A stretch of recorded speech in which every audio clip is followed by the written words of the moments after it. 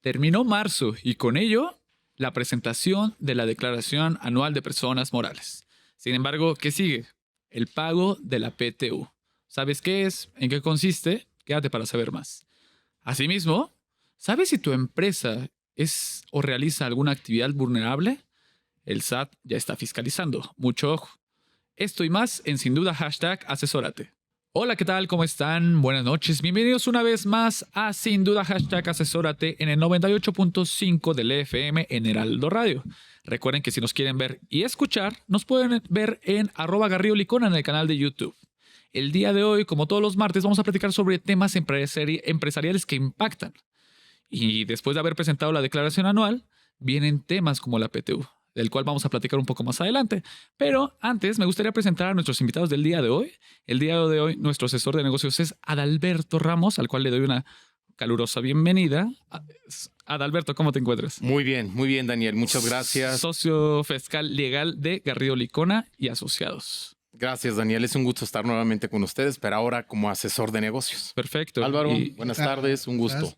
Igualmente. Y también para platicar sobre este tema que es la PTU, doy la bienvenida a Álvaro González, socio legal en Heleworking, en el cual, pues muchas gracias por acompañarnos para platicar sobre este tema que ya presentó la declaración anual. Ahora lo que sigue, ¿no? Muchas gracias, Dani. Sí, igualmente por la invitación otra vez aquí con ustedes. Muy amable. Perfecto. Adal, pues ya lo platicamos, ya pasó marzo.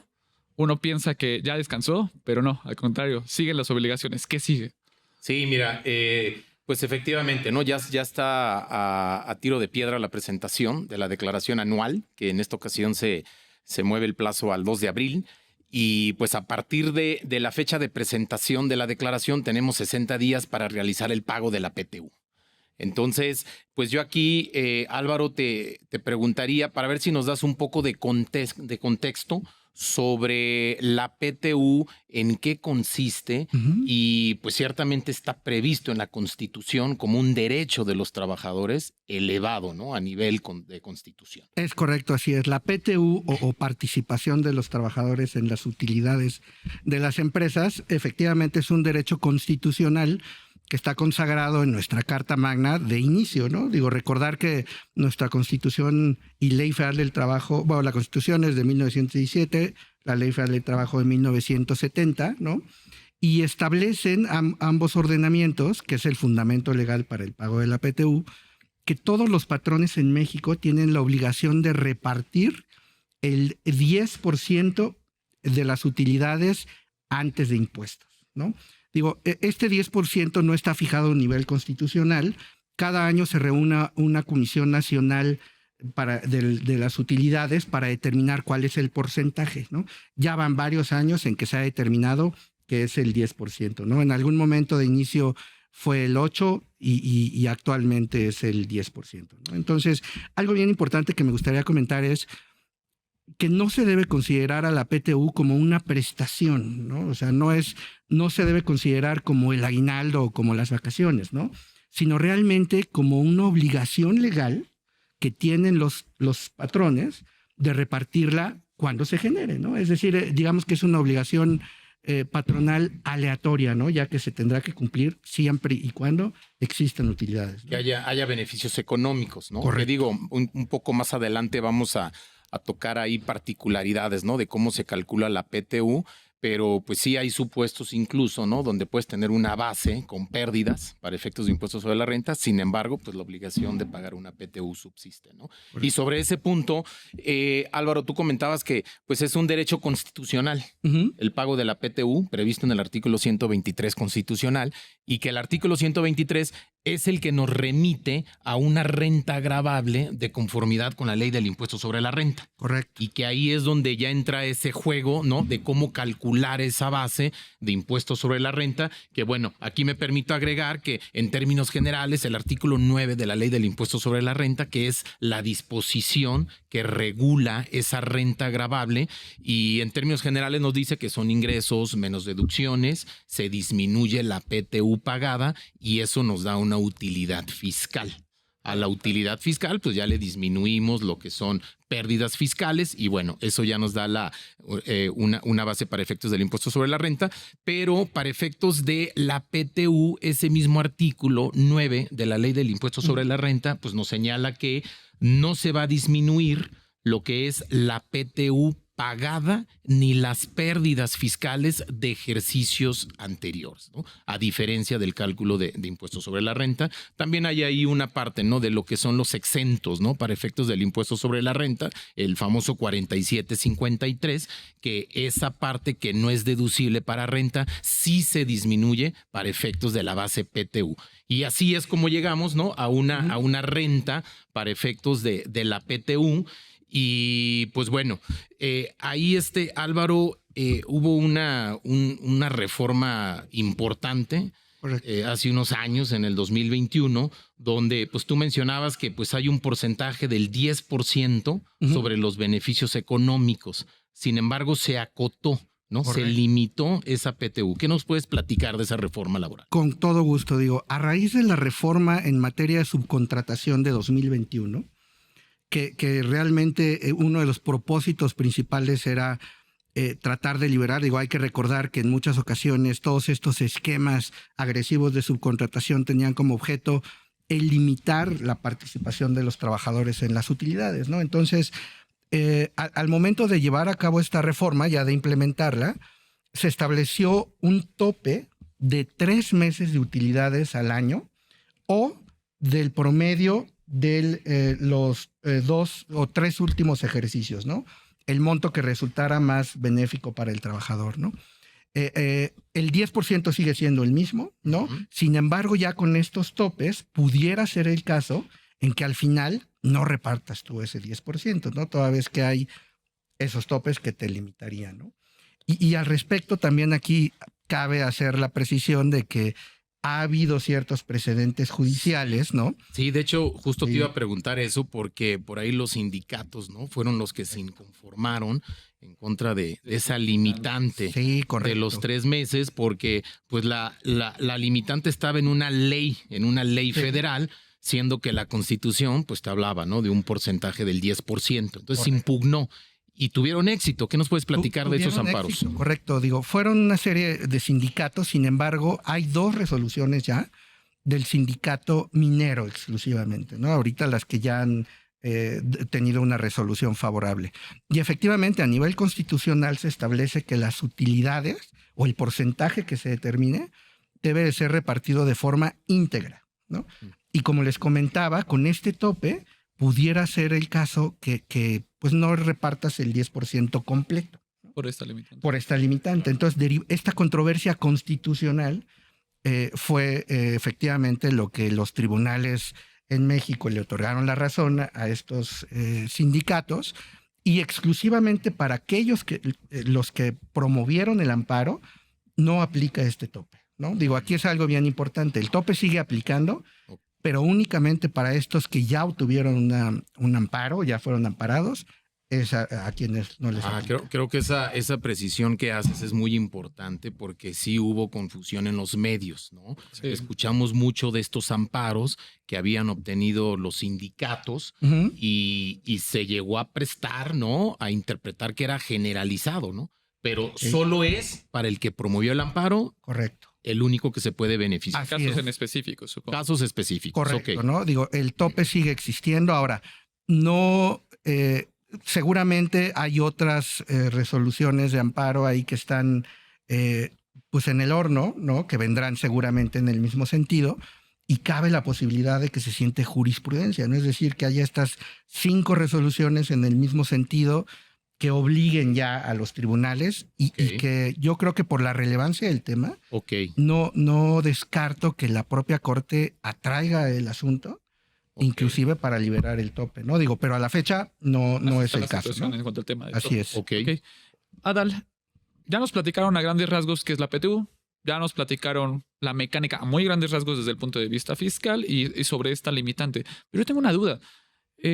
¿Todos están obligados a pagar la PTU? ¿O quién está obligado? O sea, ¿todas las empresas están obligadas? ¿O sí la regla general es que todos los patrones que tienen a su servicio personal subordinado, tienen la obligación de repartir las utilidades, ¿no?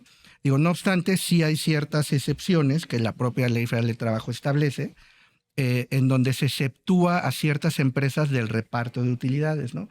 Básicamente son las empresas de nueva creación durante el primer año de actividades, ¿no?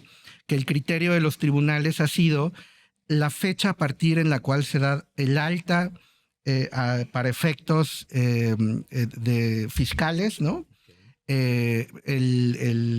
La fecha en que se tomará como primer año de actividades, ¿no? Otras empresas que están exceptuadas son, por ejemplo, las empresas de nueva creación que tengan la promoción de un producto nuevo, ¿no? Las empresas que tengan de la industria extractiva, las minas, ¿no? Durante el periodo de exploración, por ejemplo, también están exceptuadas, ¿no? Y también aquellas empresas, y esto es bien importante, que su ingreso total durante el año fiscal no sea mayor a 300,000 pesos, ¿no?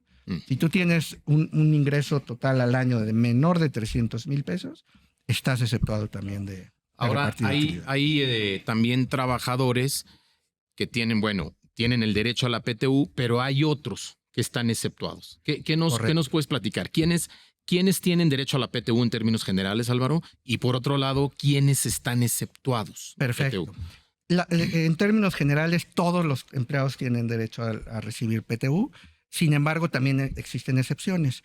Las excepciones son lo que nos establece la ley, es que los directores, administradores y gerentes de carácter general están exceptuados de recibir PTU. Y aquí es una presión importante, porque se piensa que, oye, todos los directores, el director de finanzas, recursos humanos está exceptuado. Y no, el criterio que se ha tomado por parte de los tribunales es que solo una persona es la que está exceptuada, y en ese caso es el que tenga el puesto de mayor jerarquía, ¿no? Ok, es importante, ¿no? Entonces, ya sea el director general, gerente general, correcto, o el administrador único. Es correcto. Los demás de la no. empresa. O sea, los demás sí podrían. Los demás, si un director de finanzas tendría derecho. Porque hay como una confusión, ¿no? Sí, hay una confusión, como ya lo mencionaba Álvaro, pero entonces con independencia del nombramiento, ¿no? De la designación es en función, ¿no? A lo que realizan, a las actividades, etcétera. ¿Qué les parece si aquí damos una pequeña pausa, ya que se nos acaba el tiempo, y retomamos este tema de PTU para el siguiente bloque? Estamos en, sin duda, #asesórate en 98.5 del FM. Regresamos para seguir platicando sobre este tema importante. Regresamos.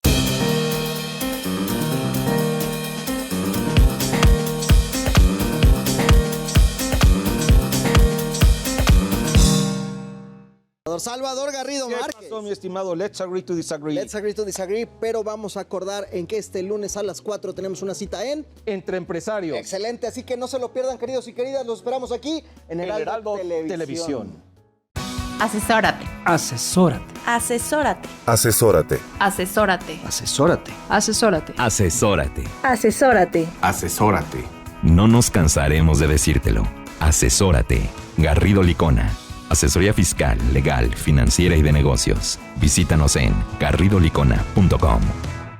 Estamos de vuelta en Sin Duda #asesórate en el 98.5 del FM de Heraldo Radio. Recuerda que si nos quieres ver y escuchar, estamos en @garridolicona en el canal de YouTube.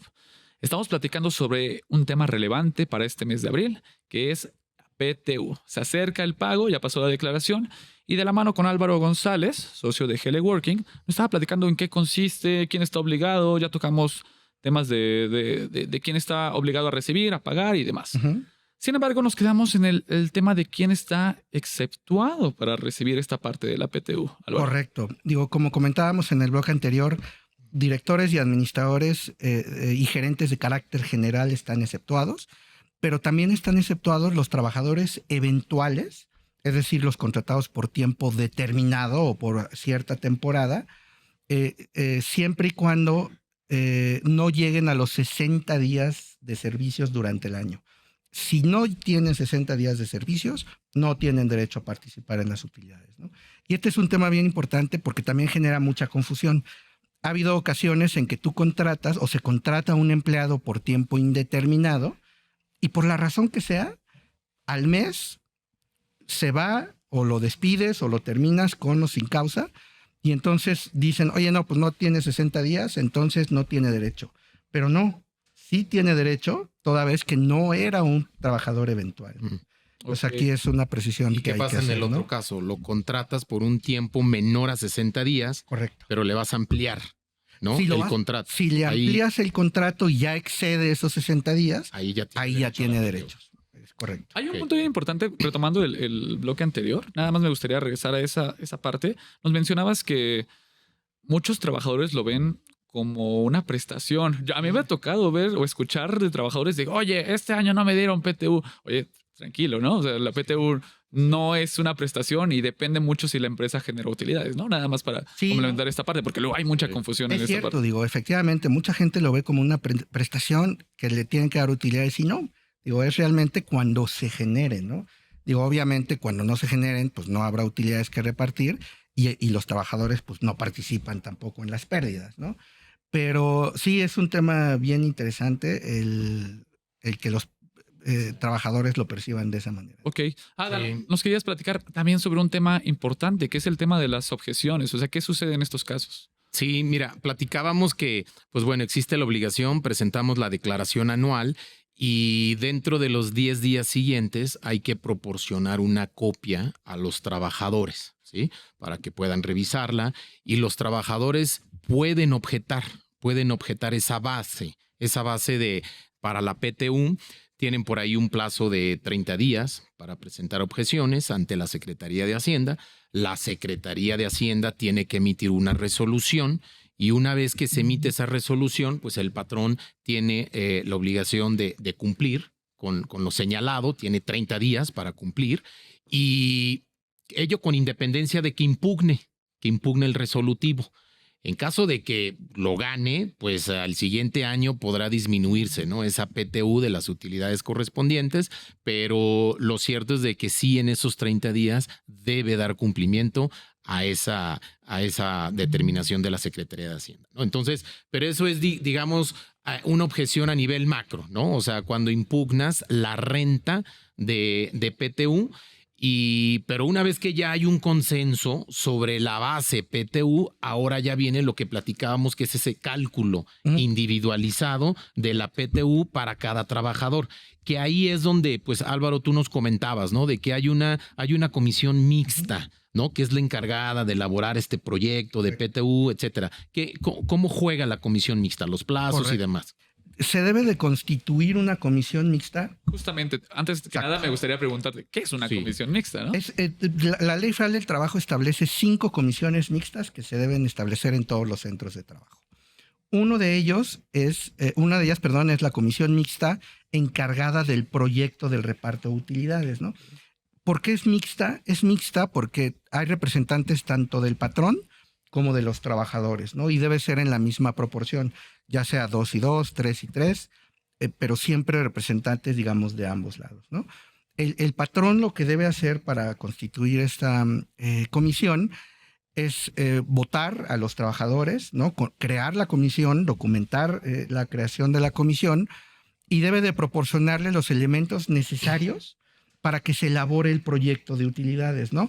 Listas de raya, listas de asistencia, la declaración anual, ¿no? Y aquí cabe hacer la precisión de que las utilidades para hacer el proyecto, para efectos laborales, se dividen en dos bolsitas, en 2 canastas, ¿no? El 50% de las utilidades se van a repartir a los trabajadores en función de la antigüedad o el tiempo que tengan trabajando en el ejercicio de que se trate, ¿no? Y el otro 50% en función al monto de su salario, ¿no? Entonces, esta comisión es la que se va a encargar ya de hacer el proyecto individualizado del reparto de cada uno de los trabajadores, ¿no? Ya que se genere este proyecto, ¿no? Deberá de hacérsele del conocimiento de los trabajadores. La ley habla de publicarlo en los lugares de mayor visibilidad. No sé, me imagino en una planta, a lo mejor en el comedor, donde haya tableros de anuncios, ¿no? Y los trabajadores tienen un periodo de 15 días para realizar las objeciones que consideren pertinentes, pero ante la propia comisión, ¿no? Okay. Entonces, la comisión tendrá otro periodo igual para poder analizar, estudiar y resolver sobre la Sí. cuestión que levante el trabajador. Ahora, digo, algún punto hablando de la comisión mixta, pues la relevancia de constituirla, ¿no? Con todas las formalidades de ley, etcétera, radica en que, pues bueno, la prescripción de la PTU es de 1 año, ¿no? Es Pero correcto. si no se constituyó debidamente con las formalidades esta comisión de PTU, pues bueno, pues no, el plazo no empieza a correr. Es correcto, Entonces así es muy importante considerar eso. Ese es un punto. Y otro punto bien importante son las inspecciones laborales, ¿no? Ok. Que viene un programa federal de parte de la Secretaría del Trabajo muy agresivo, en donde van a revisar condiciones generales de trabajo, es decir, todo, ¿no? Pero van a poner un énfasis en ciertos puntos como subcontratación, NOMS, y ahora que es ya época de PTU, seguramente va a haber inspecciones enfocadas a revisar el pago de la PTU, ¿no? Ok, entonces nos estás diciendo que todas las empresas deberían tener una comisión mixta enfocado al tema de paguen o no, o se genere o no la PTU, debería de haber una correcto. comisión mixta. Sí, qué buena pregunta. Es correcto. Paguen o no, tengan o no utilidades, se debe de crear la comisión y en su acta de reunión la comisión, si no hubo, pues determinará que no hay utilidades a repartir. ¿Y hasta cuándo tienen para crear esta comisión mixta? O sea, si digamos que ahorita ya es época de utilidades, ¿cuál es el periodo? A partir de la fecha en que se presentó o que se terminó el plazo para presentar la declaración anual de personas morales, se tienen 60 días, ¿no? Como había comentado Adal, se tiene que proporcionar a los trabajadores dentro de los siguientes 10 días la declaración anual y después de esos 10 días, dentro de los siguientes 15, se debe de crear la comisión mixta, ¿no? Sobre todo considerando que el plazo para el reparto de las utilidades pues vence el 31 de mayo, ¿no? Ok, pues ya platicamos sobre generalidades en particular sobre la PTU, pero viene lo más importante a mi parecer. Pues, ¿qué pasa? ¿Cuáles son los riesgos? Porque supongo que es mucho. Y veo dos, pagas ¿no? La PTU, pues cuáles son las consecuencias, Exacto. ¿no? Pues, serían dos, ¿no? O sea, ¿qué pasa si no la pago? Bueno, yo como patrón. Y la segunda, el tema de la comisión mixta sí me llama la atención, porque si va a haber como constantes revisiones para que tenga su comisión. O sea, si quieres, vámonos una por una. ¿Sí? O sea, ¿qué pasa si no pagan la PTU? Si no pagas la PTU habiéndola generado, ¿no? Y no cumpliste con todas tus obligaciones legales de comisión mixta y demás, la implicación es que los trabajadores tendrían que ir a iniciar un procedimiento de conciliación al Centro de Conciliación Laboral, ¿no? Con el ánimo de pues, llegar a un acuerdo y de que se efectivamente paguen las utilidades, ¿no? Si no se pagan las utilidades después de haber concluido ese periodo de conciliación, digamos, que no puede exceder a 45 días, entonces el trabajador o los trabajadores que así lo decidan tendrían la facultad de dar por terminada a ellos la relación de trabajo, ¿no? Es decir, rescindir su propio contrato de trabajo por una causa imputable al patrón, ¿no? Y esto tendría como consecuencia el que tendrían derecho no nada más a las utilidades, sino a una indemnización, correcto. Claro. ¿no? Ok, y todo lo que conlleva una indemnización, los 3 meses, bla, bla, bla, y demás. Días por Correcto, año, ¿no? etcétera. Oh, ok. Oye, hay Es un correcto. tema muy, muy controversial, Álvaro, y es relacionado cuando subcontratamos, ¿no? Servicios.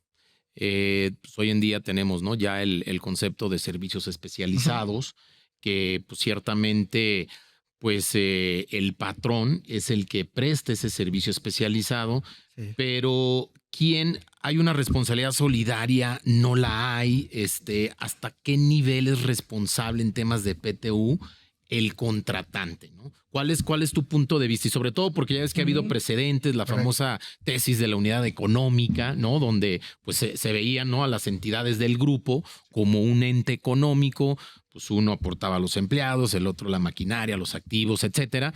Pero pues ciertamente fue un tema bastante controversial, ¿no? ¿Cuál es tu punto? Ahorita comentaste algo clave, ¿no? Esta unidad económica en donde alguien aporta los activos y alguien los empleados, ¿no? Ujú. Ese era un esquema común previo a la reforma en materia de subcontratación de 2021, ¿no? Entonces, el propósito de todos estos esquemas donde aportabas o suministrabas personal era en la gran mayoría de los casos, entre otros, el limitar el derecho de repartir utilidades. Había ocasiones en que no se repartían porque quien generaba la utilidad pues no tenía empleados, ¿no? Porque era otra empresa del grupo la que los generaba. Entonces, de ahí es que surge esta jurisprudencia de la unidad económica. Sin embargo, yo creo, y esta es una opinión personal, que a raíz de la reforma en materia de subcontratación, en donde a nivel ya ley se prohíbe la subcontratación de personal, ¿no? Yo pensaría que eso ya estaría superado, ¿no? Decir, oye, no hay una responsabilidad solidaria porque cada patrón tiene ya a sus empleados, ¿no? Ok, se nos está acabando el tiempo. La verdad, nada más me gustaría saber súper rápido. ¿Cuál es el riesgo de que no hagan su comisión mixta las empresas? Rápido. El riesgo en caso de una inspección es que te pueden multar ¿Hasta qué cantidad? hasta 500,000 pesos. Ok, entonces para tenerlo presente, porque todas las empresas están obligadas, tengan o no, utilidades. Correcto. Y no prescribe, ¿no? La PTU. Y no la PTU, el pago de la PTU prescribe al año, eso sí. Entonces, para considerarlo, Pero si no hay comisión mixta. Si no hay comisión mixta, no prescribes. Bueno, No prescribe, ¿no? Así También es. una consecuencia importante. perfecto. correcto. Álvaro, se nos acabó el tiempo. La verdad es que el tema de PTU va a ser todo un problema para las empresas durante este mes. Para tomarlo en cautela, nos encantaría tenerte de vuelta este mes de abril para platicar sobre otros Con aspectos todo de la gusto. PTU. Claro que Muchas sí. gracias, Álvaro González, socio de GL Working. Muchas gracias por acompañarnos. Estamos en Sin Duda, #asesórate, 98.5 del FM. Volvemos. El outsourcing no es indebido y no ha desaparecido. Hoy se le conoce como servicios especializados. Lo que es indebido es que tú o tus proveedores no estén correctamente registrados ante la autoridad y no cumplan con los requisitos establecidos. Esto puede traerte consecuencias fiscales, legales e incluso penales. Evita riesgos innecesarios. Contáctanos. GL Working. Working for you. www.glworking.com. Estamos de vuelta en Sin Duda #asesórate a través del 98.5 del FM. Recuerda que nos puedes ver y escuchar en @GarridoLicona en el canal de YouTube. El día de hoy ya platicamos en los bloques anteriores sobre la PTU, una obligación que es importante en este mes de abril. Sin embargo, nos acabamos de enterar que ya hay un tema relevante en prevención del lavado de dinero. Adal. Entonces, para lo cual le damos la bienvenida a nuestro invitado del día de hoy, Ricardo Lechuga, que es socio director en asesoría financiera y PLD de Garrido Licona. Richard, ¿cómo estás? Buenas noches. Dani, buenas noches. Bienvenido, gracias por acompañarnos. Adal, ¿cómo estás? Ricardo, qué gusto tenerte. Pues vamos a platicar sobre el tema de algo está sucediendo en fiscalización de actividades vulnerables, Adal. Sí. Efectivamente, ¿no? Pues hoy en día, pues bueno, la fiscalización en actividades vulnerables ya lo vemos, ya es un tema recurrente. Si bien la ley lleva más de 10 años que entró en vigor, pero durante los primeros años hubo cierta pasividad, no hubo una actitud por parte de las autoridades, ¿no? De fiscalizar este tipo de actividades, pero hoy en día ya es una realidad, Richard, ¿no? Entonces, por eso es el tema que queremos tratar en este bloque. Y para empezar, ¿qué te parece si nos platicas de qué es prevención de lavado de dinero? Claro. Bueno, esto es todo un tema. Yo creo que, como bien dicen, es algo que parece nuevo, pero no es tan nuevo.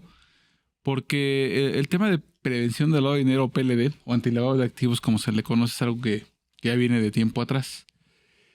¿Qué es el PLD o qué es el antilavado de activos? Pues una actividad donde un delincuente tiene dinero ilícito en su bolsa, lo saca, lo invierte y luego lo regresa al sistema financiero con aparente licitud, ¿no?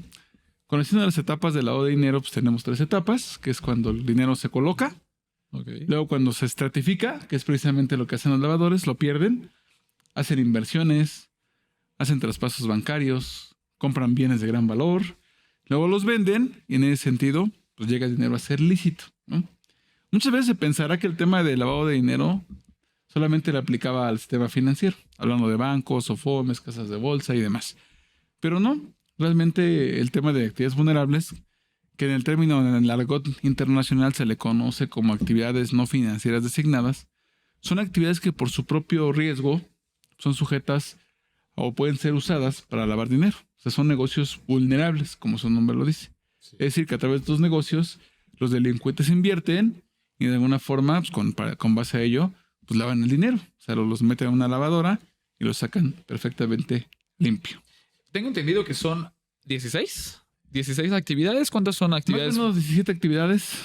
17 actividades ahí. ¿Cuáles son algunos ejemplos de estas mismas? Digo, no vamos a enumerar todas ahorita, pero ¿cuáles serían las más importantes o que las empresas deben de pensar o identificar si están haciendo una actividad vulnerable? Claro, mira, hay actividades que incluso la Evaluación Nacional de Riesgos, en todos sus informes que ha emitido, que ponen un mapa de calor así rojo, ¿no? Rojo. ¿Por qué lo ponen rojo? Porque son actividades que por su propia naturaleza son más riesgosas que otras. Y uno de los temas que siempre entra en este tema es el tema inmobiliario. Ok. Y hablamos de tema inmobiliario desde la parte de la construcción, o sea, cómo consigues los recursos para hacer las grandes obras, para hacer un inmueble, para hacer un gran edificio, una plaza comercial, lo que sea, ¿no?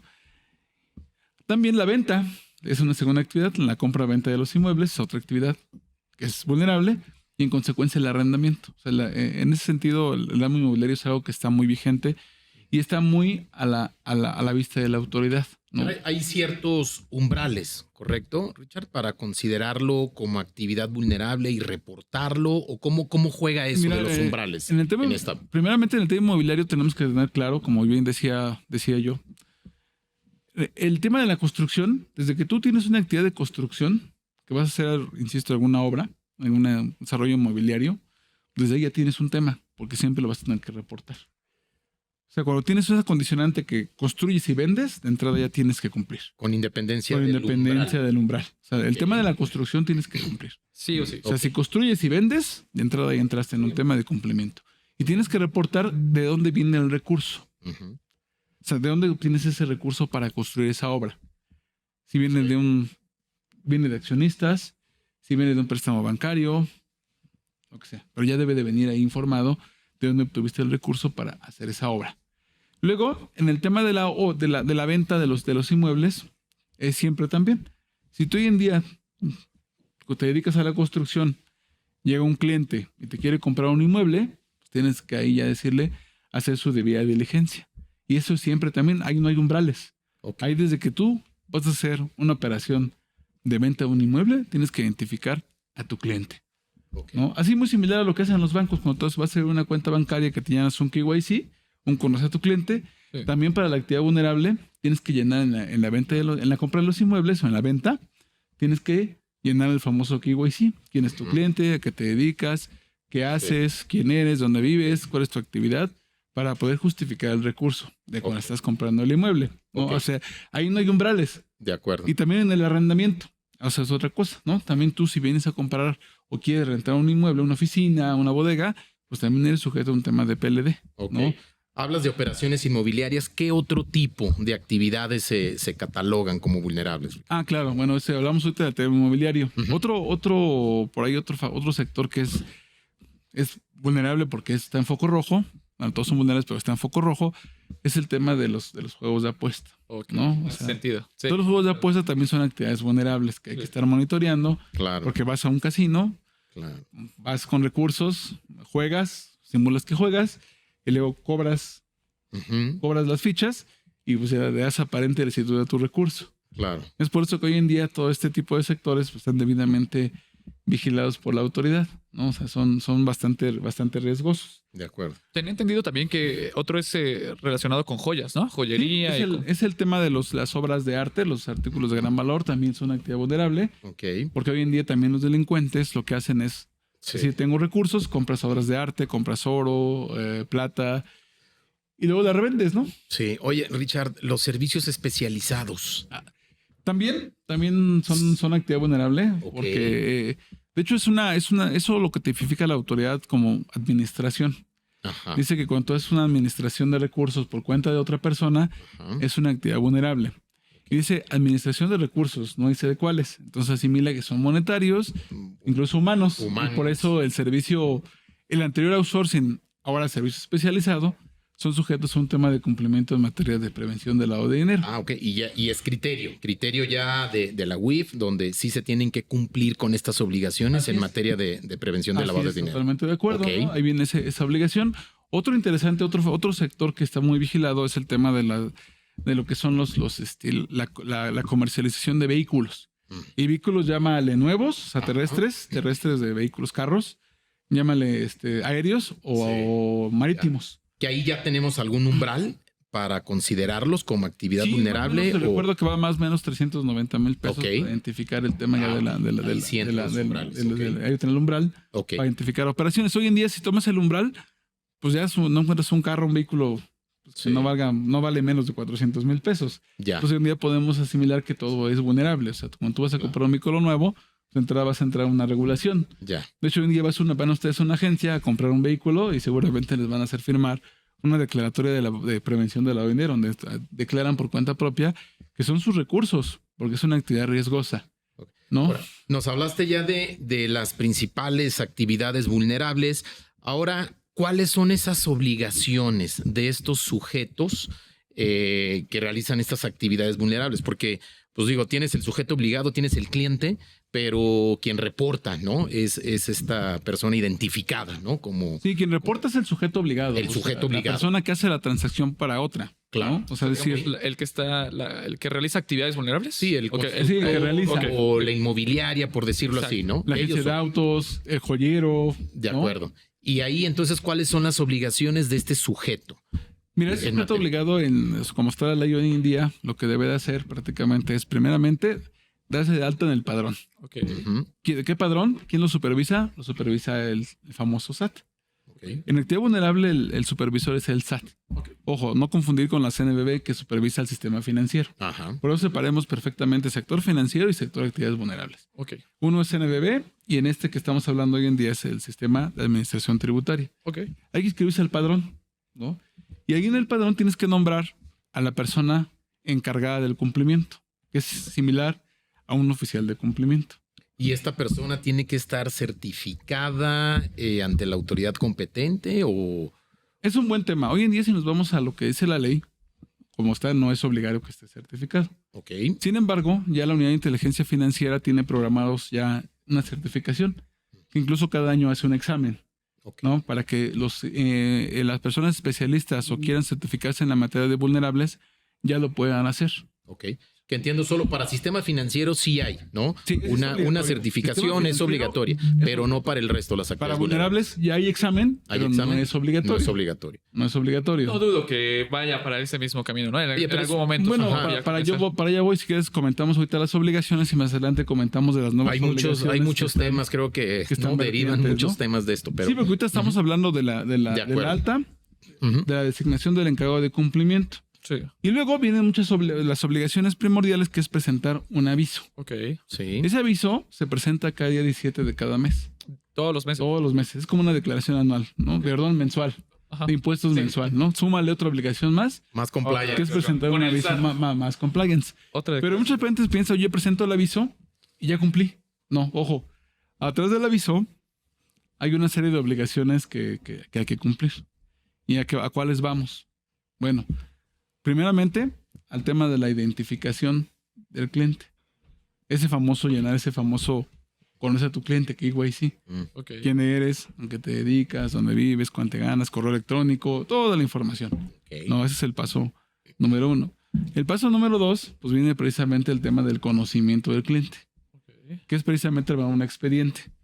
Si eres una persona física, pues que nos digas quién eres, tu identificación, comprobante de domicilio. Si eres persona moral, pues tu acta constitutiva, tus apoderados, etcétera, etcétera, de cosas para armar un expediente, ¿no? ¿Hay un paso 3? No, hay muchos pasos. ¿Qué te parece si lo retomamos regresando del corte? Porque se nos acaba el tiempo. Sí, claro. ¿Vale? Estamos hablando de actividades vulnerables en Sin Duda #asesórate en el 98.5 del FM. Regresamos. Para hacer negocio hay que generar confianza. En GL Auditoría analizamos y nos aseguramos que la información financiera de tu empresa genere confianza y tranquilidad para tus clientes, socios, autoridades e instituciones financieras, entre otros. GL Auditoría. Preservamos tu patrimonio. www.glauditoria.com. Estamos de vuelta en Sin Duda #asesórate en el 98.5 del FM. Recuerda que nos puedes ver y escuchar en @GarridoLicona en el canal de YouTube. Estamos platicando con Ricardo Lechuga, socio y director de asesoría financiera y PLD en Garrido Licona, sobre la fiscalización de actividades vulnerables. Y en el corte platicamos sobre que pueden visitar redes sociales de Garrido Licona para saber más sobre qué empresas o en qué casos, ¿Qué actividades son vulnerables, o sea, qué empresas y en qué casos realizarían alguna actividad vulnerable, ¿no? Porque estamos platicando que son 16, 17 más o menos. Entonces, para poder identificar si alguna de las empresas cae en estos supuestos, ¿no? Así es.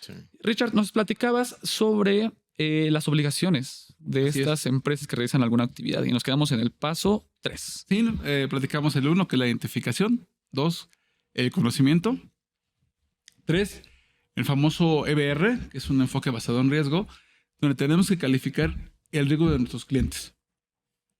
Que esto incluye, pues, precisamente identificar el tema de las personas políticamente expuestas o vinculadas a algún acto ilícito. Es decir, para poder calificar el riesgo de las personas tenemos que hacer consulta de listas negras, ¿no? Es bien interesante. Oye, ¿cuáles son los riesgos? Puede ser un riesgo bajo, riesgo medio o riesgo alto, depende de quién sea, o incluso una actividad prohibida. ¿Qué pasaría si quien viene a comprarte el inmueble es una persona vinculada con ficha roja ya de la FGR, ¿no? Pues en ese caso ya no tendría que hacer la operación. Okay. Tendría que mandar un aviso de 24 horas. Okay. Y el paso número 4, la obligación número 4, precisamente, que ya lo dijimos, es el aviso, ¿no? Uh-huh. Los avisos que se presentan cada 17 de cada mes, donde informas las transacciones que hagas con esa persona, ¿no? Aparte del aviso de 24 horas, que es otra obligación, ¿no? Que es cuando ya tienes una persona vinculada a un acto ilícito, que llegó contigo a hacer una operación o ya tienes una operación con él, detectas que ya tiene un tema de riesgo y lo tienes que informar a la unidad de inteligencia financiera, ¿no? Una duda, ¿tienes que identificar a todos los clientes? ¿A todos? ¿A todos? O sea, vamos a pensar que si tú eres una inmobiliaria, tienes que identificar todos tus clientes. Sí. Y reportar. Claro. Por eso es muy importante todo el tema de la consolidación de las operaciones. ¿Qué pasa en el sector inmobiliario? Algo muy cuando vas a comprar una casa. Uh-huh. Muchas veces el enganche lo da una persona, las mensualidades lo dan otros. Mucho cuidado, porque tienes que identificar a todas las personas que hacen un depósito en la cuenta bancaria, en la famosa cuenta concentradora. Entonces, la identificación sería por todos. Entonces, mucho cuidado con eso. Entonces, llevamos la identificación, conocimiento, reporteo, enfoque basado en riesgo. Y luego viene todo el tema de las políticas de confidencialidad. Sí. Hoy en día todas esas operaciones deben ser confidenciales. Todas las personas debe haber políticas de confidencialidad de la operación. ¿Cómo se resguarda la operación de los expedientes? ¿Cómo se consolidan las operaciones también? ¿No? El tema de las políticas de conoce a tu empleado. Muchas veces me preguntaban, Ricardo, ¿por qué conoce al empleado? Porque hoy en día muchos de los empleados de las sociedades pueden ser sujetas a que estén coludidas para que laven el dinero, ¿no?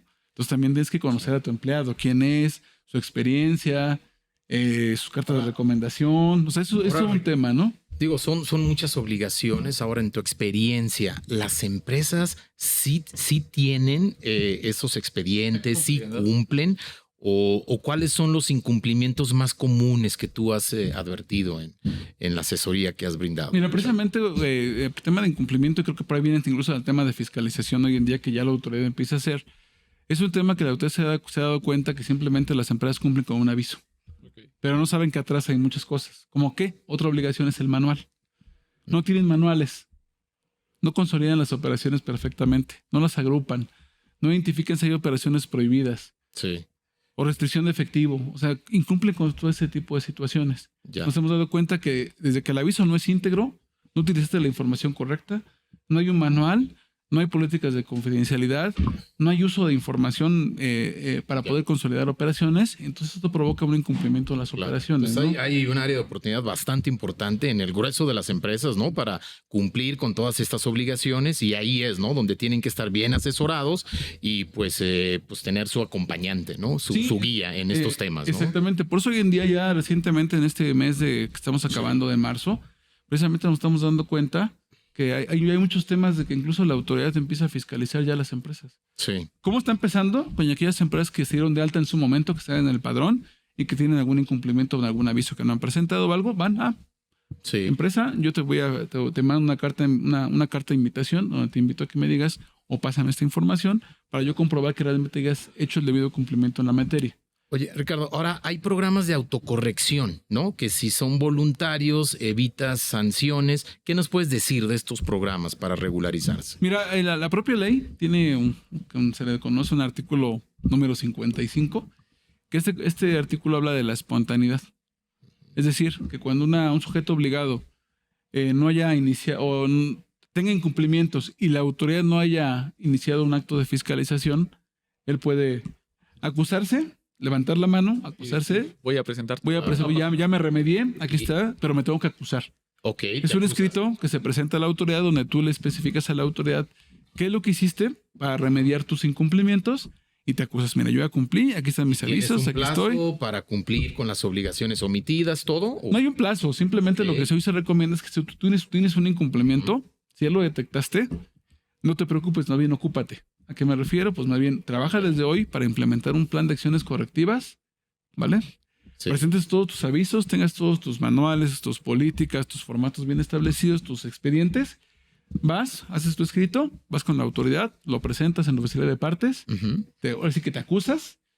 Mira, y hasta ahorita la experiencia que hemos tenido con algunas empresas ha sido que es bueno, la autoridad te responde. Entonces, claro. Diciéndote que perfecto, se da por enterada, sin embargo se reserva su derecho de revisión, ¿no? Ya. Como ente supervisor. Digamos que para aquellas empresas que saben que no están al día, pues digo, no es tarde, ¿no? O sea, podemos hacer una especie de diagnóstico, ¿verdad? Para identificar los incumplimientos y pues podemos aplicar para estos programas de autocorrección y evitamos las multas. Sí. Siempre y cuando sea espontáneo, ¿no? Que eso es muy importante porque Sí, si ya hay un requerimiento, una visita de verificación de la Ahí no autoridad, podemos. ahí ya puede haber multas. Las multas, Ricardo, en materia de prevención de lavado de dinero, ¿son importantes o los montos? ¿Cómo tú cuál es tu percepción Mira, de eso? son bastante importantes las multas. En montos, sí. Sí, son bastante interesantes. O sea, básicamente una multa mínima, así más o menos después de traducirlo a pesos mexicanos, más o menos anda como en 17,500 pesos la mínima.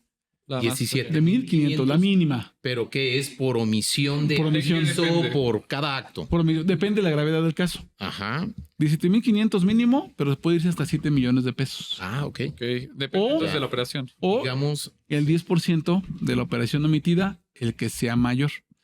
ok. De hecho, hemos tenido casos donde una vez supimos que hay empresas que les han puesto créditos fiscales hasta alrededor de 40 millones de pesos Ok. por alguna omisión. Bastante Que- importante. Que a lo mejor en ese caso ni la empresa era obligada, pero déjame verlo así. Claro. No hicieron correctamente el cumplimiento del seguimiento y les imputaron una multa muy importante, ¿no? Ok, pero bueno, ahora, antes de imponer una multa, pues desde luego hay un procedimiento de visita, ¿no? Donde le dan la garantía de audiencia al sujeto obligado, ¿no? Le dan la oportunidad de presentar pruebas, alegatos, y va a haber un resolutivo Claro. de la autoridad. ¿Quién es la autoridad competente para llevar a cabo estas verificaciones? ¿Quién es, Richard? Mira, entra los abogados, yo soy abogado, pero entra ya en vigor la ley del procedimiento administrativo. Ok. O sea, el SAT es el que se encarga, pero para todo el seguimiento entra en la ley del procedimiento administrativo, Ok, ¿no? Donde sí. lo básico es que cuando van a hacerte la notificación, la autoridad tiene la obligación de hacerlo por lo menos a más tardar 10 días a que va a llevar a cabo la ya. revisión. Para poder notificar que va a llevar a cabo una revisión, Ok. una visita, ¿no? Ya. Que le pueden llamarse ordinarias o extraordinarias, depende del asunto o el plan de la Y autoridad. ahora entiendo que no te dejan citatorio, ¿verdad? O sea, si No, sí llegue te dejan. visitado, ¿te dejan Te dejan citatorio, debe ser físico. Debe ser físico, pero a lo que voy es de que si llegan un día, ese mismo día tienes que presentar la información o regresan al No, día regresan, siguiente. regresan. Al día Regresan. siguiente. Te dan un día como para armar la información y poderla presentar, Sí, ¿no? poderla Ok. presentar. Y realmente lo que están pidiendo hoy en día en estas visitas domiciliarias que están haciendo, te revisan prácticamente, a ver, tu relación de avisos, pásame cómo llegaste a esta entería del aviso, pásame tu manual, pásame tus expedientes para comprobar que realmente tu aviso, digamos, es íntegro, ¿no? Incluso permito hacer aquí también un comentario porque hace rato que hablaban de todo el tema de las multas y demás. La propia autoridad en los foros, la propia Unidad de Inteligencia Financiera, ha manifestado que no se preocupen. O sea, si no han llevado a cabo el cumplimiento, háganlo. Ok. Ok. O sea, como dan la bajo oportunidad para que puedan. Exactamente. ¿Pero por qué? Porque tenemos que, vale la pena hacer este recordatorio. Vienen reformas a la ley. Ok. Reformas que parecieran que están desde el año 2019. Estamos en 2024 y no se han hecho. Pero son reformas Sí. que son bastante interesantes. Ok. Porque estas reformas sí traen obligaciones ya más fuertes. Es decir, prácticamente con estas reformas, el sistema financiero y lo que es la actividad vulnerable se van a homologar. Porque la actividad vulnerable también va a tener que la obligación de tener una persona certificada, Como bien lo mencionabas, para el sistema Exactamente. financiero y con ello mayor responsabilidad. auditoría anual obligatoria Ok. y bueno, sistema automatizado, Sí. también en materia de PLD. Entonces vienen obligaciones muy fuertes y se van a adicionar actividades adicionales, ¿no? ¿Como cuáles? Algo que nos gusta mucho a nosotros, bueno, muchas veces el fútbol, las federaciones deportivas y las confederaciones van a ser actividad vulnerable, ¿no? Oye, por Ricardo, muchos temas. y ahora con motivo de estas visitas de verificación, ¿cuáles son los incumplimientos más comunes que ha identificado la autoridad? Mira, de entrada el manual, nunca lo El cumplen. manual. Ok. El manual, ya. siempre el manual que muestres son 2 hojas y el manual no son 2 Porque hojas. nada más presentan Ok. el aviso y vámonos. Porque el manual, su Ya. nombre lo dice, es un manual de políticas y procedimientos. Ok. Entonces, No. no puede ser de 2 hojas. Ya. El manual es muy dinámico y el programa muy extenso. Otra, que los avisos no son íntegros, como decíamos. Muchas veces presentas el aviso por cumplir, pero no lo estás haciendo de la forma correcta. No es íntegro el aviso. Le falta información o está incompleto. Ya. ¿No? O sea, son muchas cosas que están ahí vigentes en el tema de la... Ok. Oye, ahora el SAT es el que realiza las visitas de verificación y bueno, la UIF, ¿no? Que la UIF también puede, y si hay un tema penal, que ahí también se pueden iniciar querellas, ¿no? Totalmente. Que eso también se está viendo ya cada vez más seguido, ¿no? En esos temas. Acuérdate que la Unidad de Inteligencia Financiera es la que se encarga de diseñar los avisos y recibe todos los avisos para análisis. Okay. El SAT simplemente es un medio de transmisión. Ok. El tema es muy interesante. Ricardo me estaba comentando que el jueves hay un webinar para hablar solo sobre este tema y 1 hora completa. Que si quieren verlo, pueden verlo en el canal de YouTube de @GarridoLicona, ya que se nos acaba el tiempo en este programa, pero van a saber mucho más sobre esta información, Rich. Entonces los invitamos a que se puedan registrar y verlo en el canal de YouTube. Ricardo, muchas gracias por acompañarnos, se nos acaba el tiempo, pero seguro que el webinar va a ser muy interesante para abordar más este tema que le impacta a muchas empresas. Claro que sí. ¿Vale? Entonces, muchísimas gracias por acompañarnos. Adal, se nos fue el tiempo, gran programa, son temas muy importantes. Sin duda. Así que gracias por acompañarnos. Gracias. Muchas gracias por acompañarnos. Estamos en sin duda #asesórate 98.5 del FM. Los esperamos todos los martes en punto de las 9 de la noche. Muchas gracias. Hasta luego. Bye.